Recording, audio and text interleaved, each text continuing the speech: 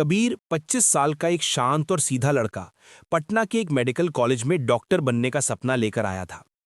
उसका रहना हॉस्टल में था। उसके पापा राजेंद्र गांव भिक्कनपुर में काम करते थे और बहुत मुश्किल से उसकी पढ़ाई का खर्चा उठाते थे। कबीर कभी किसी से ज्यादा बात नहीं करता था, बस अपने सपनों और जिम्मेदारियों में खोया रहता था। कॉलेज में उसका एक ही क्लोज दोस्त था, अरुण।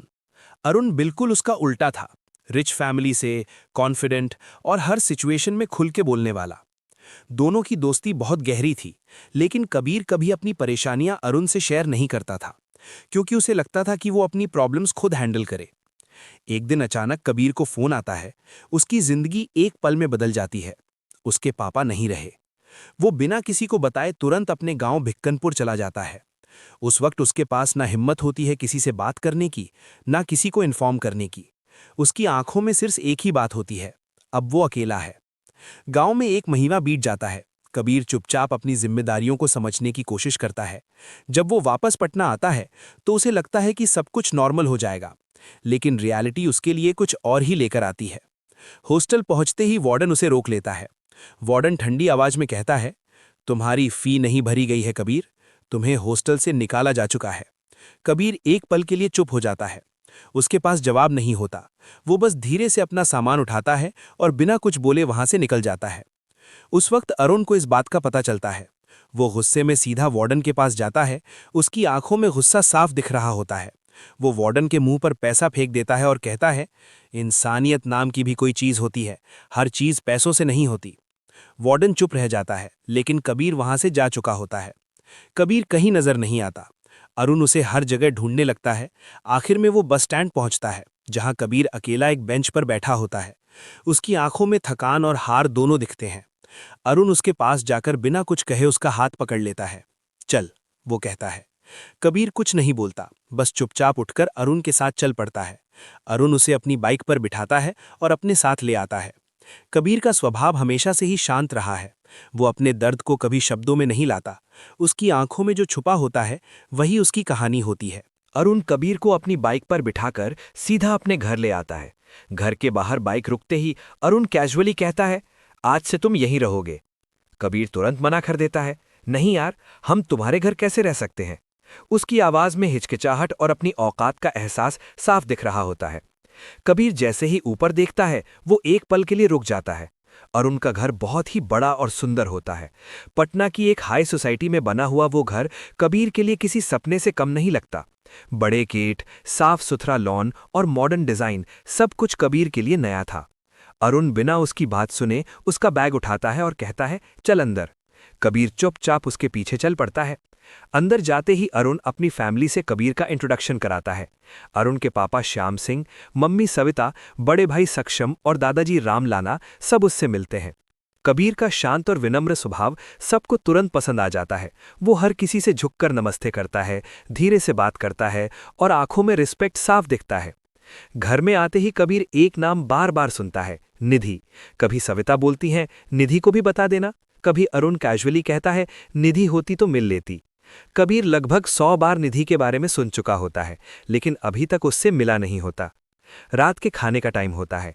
सब डाइनिंग टेबल पर बैठते हैं, लेकिन निधि वहां नहीं होती।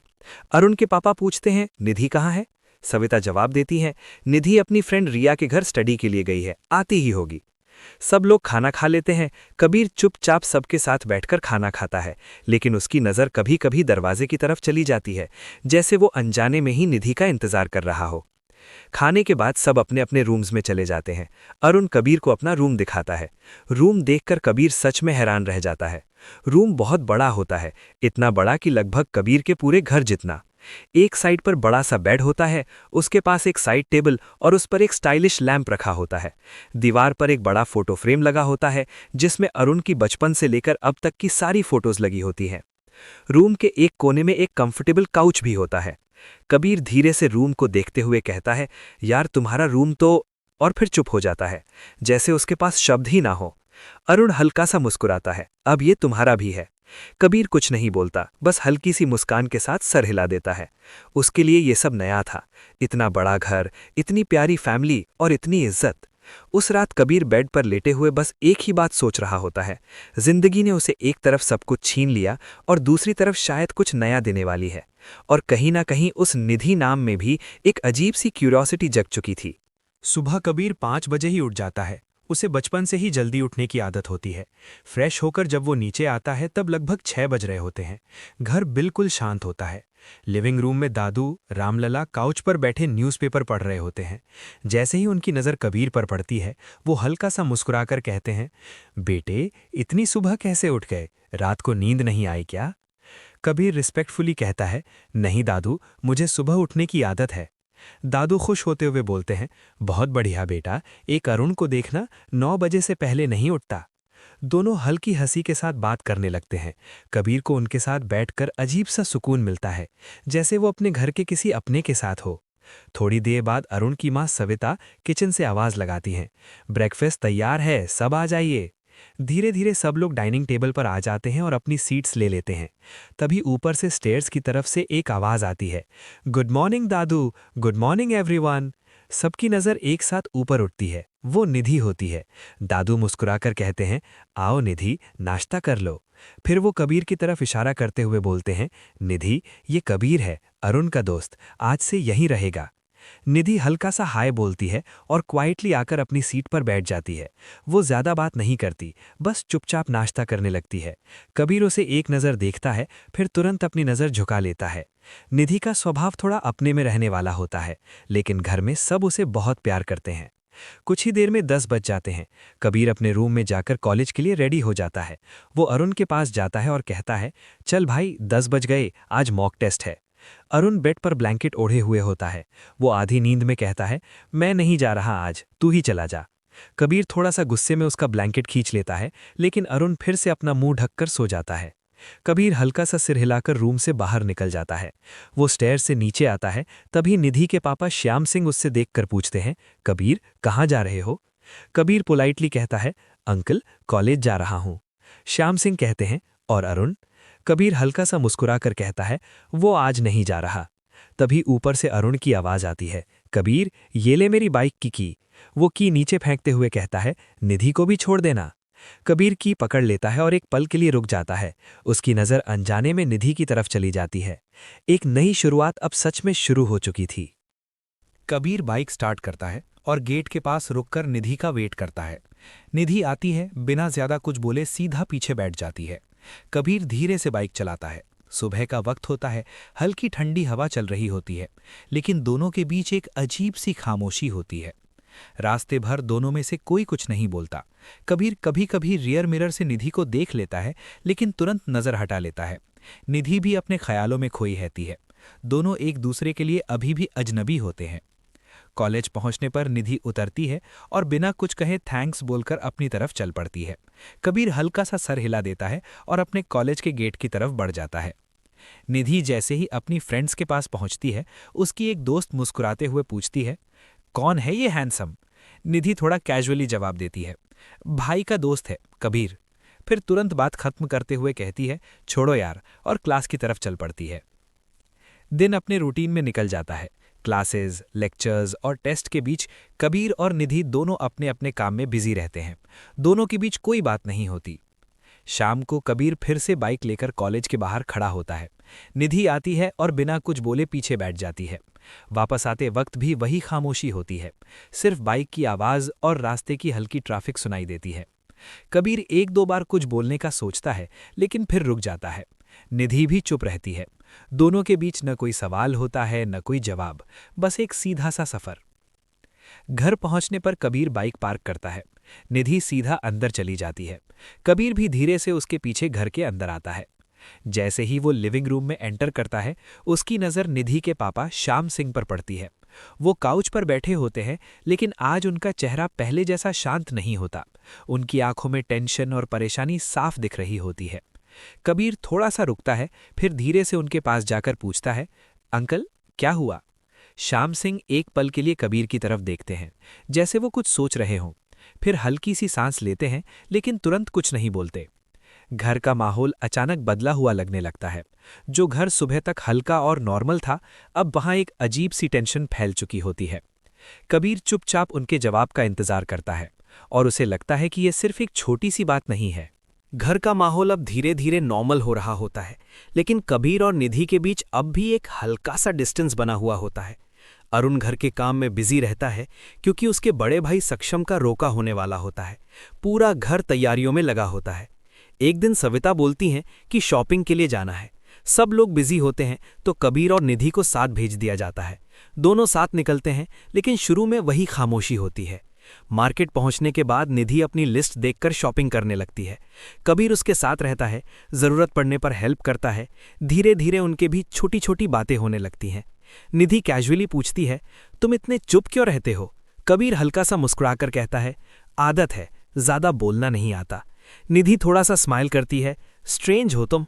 कबीर कुछ नहीं बोलता, बस उसकी बात सुनकर हल्का सा मुस्कुरा देता है। शॉपिंग के बाद कबीर निधि को गोलगप्पे खिलाता है। निधि पहले मना करती है, फिर मान जाती है। गोलगप्पे खाते वक्त पहली बार दोनों के बीच हल्का सा कंफर्ट फील होता है। निधि हंसते हुए कहती है, ये काफी अच्छे हैं। कबीर कहता है, गांव में और भी अच्छे मिलते हैं। दोनों के बीच अब ऑकवर्ड साइलेंस की जगह हल्की सी दोस्ती शुरू हो जाती है। शाम को घर आने के बाद भी दोनों के बीच थोड़ा कनेक्शन फील होने लगता है। रात को कबीर छत पर चला जाता है। थोड़ी देर बाद निधि भी वहां आती है। दोनों आसमान की तरफ देखते हुए बात करने लगते हैं। निधि पूछती है, तुम्हारे घर में कौन कौन है? कबीर थोड़ा रुककर कहता है, अब कोई नहीं। निधि उसकी तरफ देखती है, लेकिन कुछ नहीं कहती, बस टॉपिक चेंज कर देती है। दोनों के बीच एक समझ सी डेवलप होने लगती है। अगले दिन अरुण को याद आता है कि वो रोका के लिए नारियल और चुनरी लाना भूल गया है। वो जल्दी में कबीर को आवाज लगाता है, कबीर भाई मार्केट से ये सब ले आना। तभी पीछे से श्याम सिंह बोलते हैं, कबीर निधि को भी साथ ले जाओ, राधिका को देने के लिए गिफ्ट भी लाना है। राधिका सक्षम की होने वाली वाइफ होती है। कबीर और निधि फिर से साथ निकलते हैं। इस बार दोनों के बीच पहले जैसा ऑकवर्डनेस नहीं होता, बातें नॉर्मल हो जाती हैं। लेकिन अचानक रास्ते में कुछ गुंडे निधि को परेशान करने लगते हैं। निधि घबरा जाती है। कबीर तुरंत आगे बढ़ता है और बिना डरे उन गुंडों से लड़ जाता है। वो उन्हें अच्छी तरह से पीटकर निधि को बचाता है। निधि शॉक में होती है। वो कबीर को देखती है। उसकी आंखों में रिस्पेक्ट और ट्रस्ट दोनों दिखते हैं। कबीर बस इतना कहता है, चलो यहां से। वापस आते वक्त निधि चुप नहीं रहती। वो धीरे से कहती है, थैंक्स। कबीर सिर्फ हल्की सी मुस्कान दे देता है। उस दिन के बाद दोनों के बीच एक नई दोस्ती शुरू हो जाती है, थोड़ी गहरी, थोड़ी अलग, और शायद कुछ और बनने की शुरुआत भी। रोका की तैयारियों के बीच घर में खुशी का माहौल होता है, लेकिन कबीर और निधि के बीच अब कुछ और ही चल रहा होता है। उनकी दोस्ती अब धीरे धीरे गहरी होने लगी थी। छोटी छोटी बातें, एक दूसरे का ख्याल रखना और बिना बोले समझ जाना, सब कुछ बदल रहा था। कबीर अब अक्सर शाम को छत पर चला जाता और कुछ ही देर बाद निधि भी वहां आ जाती। दोनों आसमान के नीचे बैठकर बातें करते। कबीर अपनी पढ़ाई और सपनों के बारे में बताता और निधि अपनी कॉलेज लाइफ के छोटे छोटे मोमेंट्स शेयर करती। एक दिन निधि ने देखा कि कबीर फोन पर किसी लड़की से बात कर रहा है। कबीर हल्का सा स्माइल कर रहा होता है, जो निधि ने पहले कभी नहीं देखा था। उसके दिल में एक अजीब सी चुभन होती है।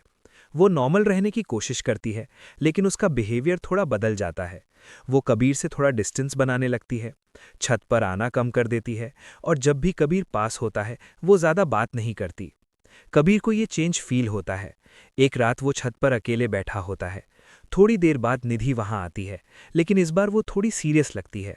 कबीर धीरे से पूछता है, क्या हुआ, तुम मुझसे अवॉइड क्यों कर रही हो? निधि तुरंत कहती है, मैं क्यों अवॉइड करूंगी, तुम बिजी रहते हो अपनी कॉल्स में। कबीर समझ जाता है कि बात क्या है। वो हल्का सा मुस्कुराकर कहता है, वो कॉल कॉलेज की एक सीनियर थी, नोट्स के लिए बात कर रहा था। निधि कुछ नहीं बोलती, लेकिन उसके चेहरे पर थोड़ी रिलीफ दिखने लगती है। फिर भी वो अपनी फीलिंग्स को कंट्रोल करने की कोशिश करती है। कबीर धीरे से कहता है, तुम्हें फर्क पड़ता है क्या? ये सवाल सुनते ही निधि चुप हो जाती है। वो आसमान की तरफ देखने लगती है, जैसे जवाब वहां हो। कुछ पल की खामोशी के बाद वो कबीर की तरफ मुड़ती है। उसकी आंखों में हल्का सा डर और सच्चाई दोनों होती हैं। वो धीरे से बोलती है, हाँ, पड़ता है। कबीर उसकी तरफ देखते हुए चुप रहता है। निधि एक गहरी सांस लेती है और कहती है, पता नहीं कब, पर मुझे तुमसे लगाव हो गया है। तुम्हारे साथ रहना अच्छा लगता है, तुम्हारी बातें, तुम्हारा साइलेंस, सब कुछ। शायद मैं तुमसे। वो रुक जाती है, लेकिन फिर हिम्मत करके कहती है, मैं तुमसे प्यार करती हूँ कबीर। हवा थोड़ी तेज चलने लगती है। दोनों के बीच एक गहरी खामोशी छा जाती है, लेकिन इस बार ये खामोशी अलग होती है, एहसासों से भरी हुई। कबीर उसे देखता रहता है। उसके लिए ये सब अनएक्सपेक्टेड होता है, लेकिन उसके दिल में भी कुछ बदल रहा होता है। निधि अपनी नज़र झुका लेती है, जैसे उसने अपना सब कुछ कह दिया हो। उस रात छत पर सिर्फ दो लोग नहीं, बल्कि दो दिल अपनी कहानी की शुरुआत कर रहे होते हैं। कबीर और निधि की लव स्टोरी अब सच में शुरू हो चुकी होती है। दोनों रोज रात को छत पर बातें करते, अपने दिन के छोटे छोटे मोमेंट्स शेयर करते और धीरे धीरे एक दूसरे की आदत बन चुके होते हैं। कबीर का सिंपल और केयरिंग नेचर और निधि का थोड़ा रिजर्व्ड लेकिन सॉफ्ट दिल दोनों एक दूसरे को पूरा करने लगते हैं। हर रात एक फिक्स टाइम पर दोनों ऑनलाइन आते, गुड नाइट बोलने से पहले तक बातें चलती रहती। कबीर कभी अपने गांव की यादें बताता तो निधि अपनी कॉलेज की फनी स्टोरीज शेयर करती। उनकी चैट्स में अब ऑकवर्डनेस की जगह कंफर्ट आ चुका था। लेकिन एक दिन सब कुछ अलग होता है। रात हो जाती है लेकिन कबीर ऑनलाइन नहीं आता। निधि पहले वेट करती है, फिर सोचती है शायद बिजी होगा, लेकिन धीरे धीरे उसे टेंशन होने लगती है। वो बार बार फोन चेक करती है लेकिन कबीर का कोई मैसेज नहीं आता। सुबह होते ही घर में अचानक हलचल मच जाती है। अरुण जोर से चिल्लाता है, मम्मा जल्दी आइए, कबीर को बहुत तेज फीवर है। सविता तुरंत भाग कर आती है। निधि भी अपने रूम से निकलकर नीचे आती है। वो कबीर को बेड पर लेटे देखती है। उसका चेहरा गर्म होता है और वो बिल्कुल वीक लग रहा होता है। निधि घबरा जाती है, लेकिन अपने आप को संभालते हुए कहती है, भाई मैं मम्मा से बोलूं डॉक्टर को बुलाएं? अरुण कहता है, हाँ जल्दी बुलाओ। थोड़ी देर में डॉक्टर आ जाता है। वो कबीर का चेकअप करता है और कहता है, फीवर काफी हाई है, पानी की पट्टियां रखो सर पर और मेडिसिन टाइम पर देना होगा। अरुण तुरंत कहता है, जी डॉक्टर साहब। डॉक्टर के जाने के बाद निधि धीरे से अरुण के पास आती है और पूछती है, भाई मैं कुछ हेल्प करूं? अरुण थोड़ा सीरियस होते हुए कहता है, हाँ तू पानी ले आ, पट्टियां रखनी है उसके सर पर। निधि तुरंत किचन की तरफ भागती है। वो एक बोल में ठंडा पानी लेकर आती है और कपड़ा भिगोकर कबीर के पास बैठ जाती है। कबीर आधी बेहोशी में होता है। निधि धीरे से उसके सर पर पानी की पट्टियां रखने लगती है। हर बार कपड़ा बदलते वक्त वो उसकी तरफ देख लेती है, जैसे उसकी तबीयत का हर एहसास उसे हो रहा हो। उसकी आंखों में टेंशन होती है, लेकिन साथ ही एक गहरा कैर भी। कबीर हल्की सी आंखें खोलता है। उसकी नज़र निधि पर पड़ती है। वो कुछ बोल नहीं पाता, लेकिन उसकी आंखों में शुक्रिया और सुकून दोनों दिखते हैं। निधि धीरे से कहती है, तुम ठीक हो जाओगे, मैं यहीं हूं। उस पल निधि को रियलाइज होता है कि ये सिर्फ प्यार नहीं है, बल्कि उसे कबीर की फिक्र अपनी सांसों से भी ज्यादा है। और कबीर के लिए निधि अब सिर्फ एक लड़की नहीं, बल्कि उसकी जिंदगी का सबसे इम्पॉर्टेंट हिस्सा बन चुकी होती है। समय धीरे धीरे बढ़ता है। कबीर अपनी पढ़ाई में लगातार मेहनत करता है। निधि उसका हर वक्त सपोर्ट करती है, कभी नोट्स बनाकर, कभी मोटिवेट करके और कभी सिर्फ उसके साथ बैठकर। उनका प्यार अब और गहरा हो चुका होता है, लेकिन दोनों ने अपने रिश्ते को अभी तक फैमिली से छुपा कर रखा होता है।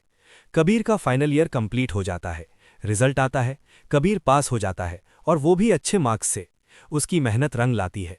थोड़ी ही देर बाद उसे एक क्लिनिक में जॉब मिल जाती है, जहां उसकी सैलरी 30,000 पर मंथ होती है। जब वो ये खबर अरुण को बताता है, अरुण खुशी से उसे गले लगा लेता है, मुझे पता था तू कर लेगा। घर में भी सब खुश होते हैं। श्याम सिंह, सविता कबीर पर गर्व महसूस करते हैं। निधि की आंखों में अलग ही चमक होती है। लेकिन जिंदगी इतनी सीधी नहीं होती। एक दिन अचानक अरुण को कबीर और निधि के चैट्स के बारे में पता चल जाता है। शायद फोन या किसी छोटी सी गलती की वजह से सच सामने आ जाता है। अरुण का चेहरा गुस्से से भर जाता है। वो सीधा कबीर के पास जाता है। ये सब क्या है कबीर? अरुण तेज आवाज में पूछता है। कबीर चुप रहता है। वो समझ जाता है कि अब सच छुप नहीं सकता। अरुण गुस्से में कहता है, निधि मेरी छोटी बहन है और तू मेरा दोस्त होके मुझे धोखा दे रहा था। कबीर धीरे से कहता है, मैंने तुझे धोखा नहीं दिया अरुण। लेकिन अरुण उसकी बात काट देता है। चुप, निधि तुझसे कितनी छोटी है और तूने कभी मुझे बताया ही नहीं। निधि भी वहां आ जाती है। वो डरते हुए कहती है, भाई प्लीज मेरी बात सुनो। अरुण उसकी तरफ देखकर कहता है, तुम चुप रहो निधि, तुम्हें पता भी है क्या कर रही हो। घर का माहौल अचानक टेंशन से भर जाता है। श्याम सिंह, सविता और बाकी सब लोग भी वहां आ जाते हैं। कबीर एक पल के लिए आंखें बंद करता है, फिर शांति से कहता है, अरुण मैंने कभी गलत सोच के निधि के पास नहीं गया। मैं उससे इज्जत करता हूं और प्यार भी। अरुण गुस्से में आगे बढ़ता है, लेकिन कबीर एक कदम पीछे हट जाता है। वो लड़ने की जगह सिर्फ सच बोलना चाहता है। मैं जानता हूं मैं तुम्हारी तरह रिच नहीं हूं, पर मैं अपनी मेहनत से खड़ा हो रहा हूं। मैं निधि को कभी दुख नहीं दूंगा, कबीर कहता है। निधि की आंखों में आंसू आ जाते हैं। वो कहती है, भाई मैंने अपनी मर्जी से कबीर को चूज किया है, वो मुझे समझता है और मैं उसके साथ खुश हूं। कुछ पल के लिए सब चुप हो जाते हैं। श्याम सिंह गहरी सांस लेते हैं और कहते हैं, अरुण गुस्सा थोड़ा कम करो, पहले समझने की कोशिश करो। सविता भी कहती हैं, कबीर को हम इतने दिन से देख रहे हैं, वो एक अच्छा लड़का है। दादू रामलाला धीरे से बोलते हैं, रिश्ते दिल से बनते हैं, पैसों से नहीं। अरुण का गुस्सा धीरे धीरे कम होने लगता है। वो कबीर की तरफ देखता है। उसे याद आता है कैसे कबीर ने मुश्किल वक्त में सब कुछ खुद संभाला, कैसे वो हमेशा ईमानदार रहा। कबीर धीरे से कहता है, अगर तुम्हें लगता है कि मैं गलत हूं तो मैं यहां से चला जाऊंगा, पर निधि के लिए मेरा प्यार कभी गलत नहीं होगा। ये सुनकर अरुण रुक जाता है। कुछ देर की खामोशी के बाद अरुण आगे बढ़ता है और कबीर को गले लगा लेता है। पागल है तू, पहले बताता तो मैं इतना गुस्सा नहीं होता। अरुण हल्का सा मुस्कुराकर कहता है। निधि के चेहरे पर रिलीफ आ जाता है। वो आंसुओं के साथ मुस्कुरा देती है। श्याम सिंह कहते हैं, अगर दोनों एक दूसरे को समझते हैं तो हमें कोई प्रॉब्लम नहीं है। सविता भी हाँ में हाँ मिलाती है।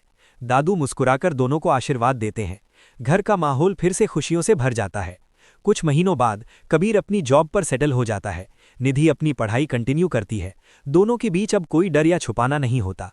एक शाम वहीं छत पर जहां सब शुरू हुआ था, कबीर और निधि साथ बैठे होते हैं। निधि मुस्कुरा कर कहती है, याद है पहली बार यहीं मिले थे? कबीर हल्का सा हंसकर कहता है, और तुम मुझे स्ट्रेंज बोल रही थीं। दोनों हंस पड़ते हैं। कबीर धीरे से कहता है, थैंक्स मेरी जिंदगी में आने के लिए। निधि उसका हाथ पकड़कर कहती है, हमेशा के लिए। आसमान में तारे चमक रहे होते हैं और उनकी कहानी एक खूबसूरत हैप्पी एंडिंग तक पहुंच चुकी होती है। अगर आपको वीडियो अच्छी लगी हो तो प्लीज़ चैनल को सब्सक्राइब करें एंड वीडियो को लाइक करें। वीडियो पूरा देखने के लिए आपका धन्यवाद। ऐसे ही और वीडियो देखने के लिए कमेंट में नेक्स्ट लव ज़रूर लिखें।